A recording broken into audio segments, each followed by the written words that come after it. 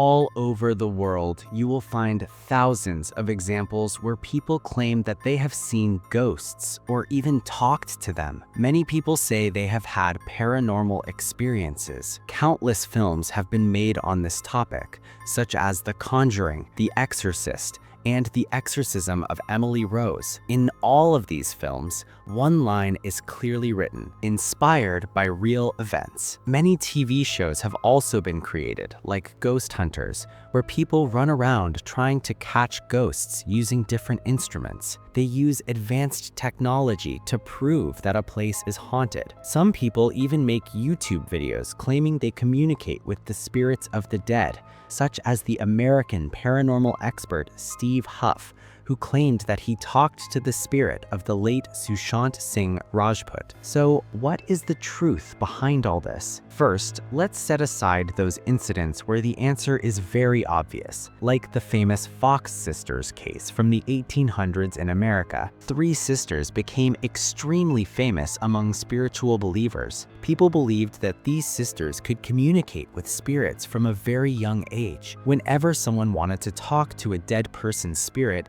they would visit these sisters. The sisters would ask questions, and in response, knocking sounds would come from the walls. Sometimes messages would appear written on blank cards. These spirit sessions became very popular in America, and the three sisters made a lot of money from them. But one day, the husband of one of the sisters died. He was a strong Christian and did not believe in such things. He had asked his wife to stop all of this. After his death, that sister fell into depression, started drinking heavily, and began fighting with the other two sisters. Then, one day, she publicly confessed that all three of them had been fooling people for years. They were not talking to any spirits. Instead, they used simple tricks. Sometimes they would drop an apple tied to a string to create sound, and sometimes they would make knocking noises with their feet. She admitted that people became so emotional that they went into delusions.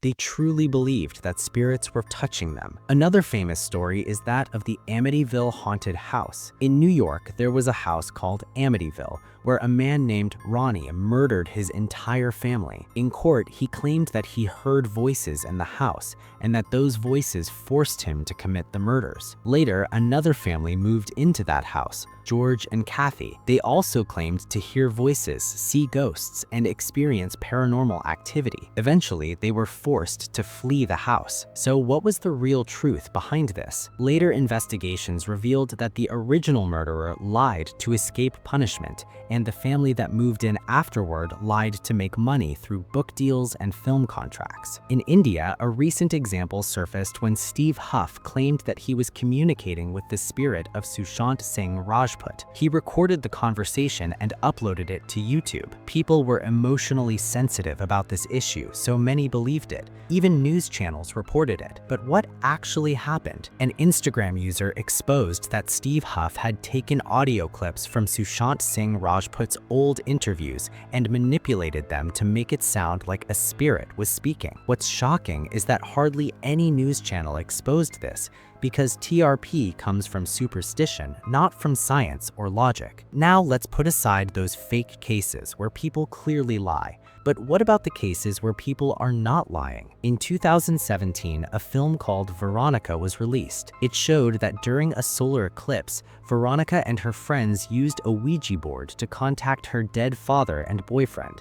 A nun interrupts the ritual, the board breaks, and Veronica becomes possessed. At the start of the film, it clearly states, inspired by real events. So did this really happen? The real story is that of a girl named Stefania who experienced some unusual events in her home. But the important thing to understand is that inspired by true events and based on true events are very different things. When the director of the film was questioned, he clearly said, I think when we tell something, it becomes a story, even if it's in the news. You only have to read the different newspapers to know how different reality is depending on who's telling it. So I knew we were going to betray the real events. In reality, Stefania's parents were alive. In the film, she dies within 3 days. In real life, she died months later after suffering seizures. It also cannot be ruled out that she suffered from a psychological disorder that was never diagnosed because she lived lived in a village and medical technology was not advanced in the 1990s. After her death, her parents claimed they could hear her screams, but when her mother underwent a psychological evaluation,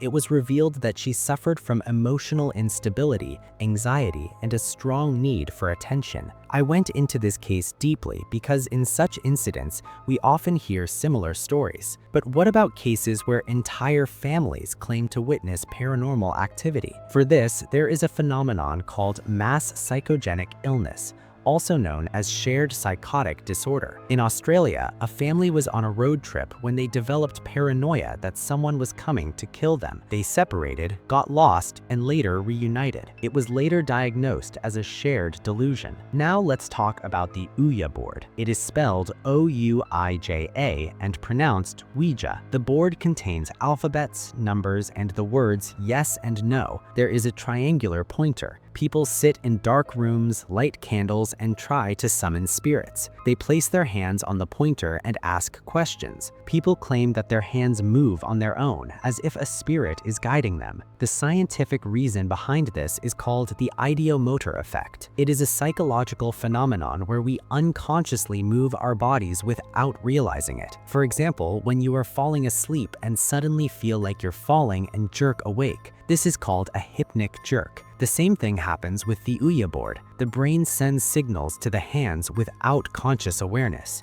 In blindfold tests, when participants cannot see the board, the pointer moves randomly and gives incorrect answers. This proves that the movement comes from the brain, not from spirits. The same mechanism explains possession and automatic writing. Some people lie, but some genuinely believe they are possessed, when in reality their bodies are making unconscious movements. Watching horror films is not a bad thing. I enjoy them too. They give thrill, fear, and entertainment. But when a TV show or YouTube video claims, "This place is definitely haunted, this spirit is real," that is nonsense. Entertainment is fine, but deceiving people, manipulating emotions, and promoting superstition, that is wrong.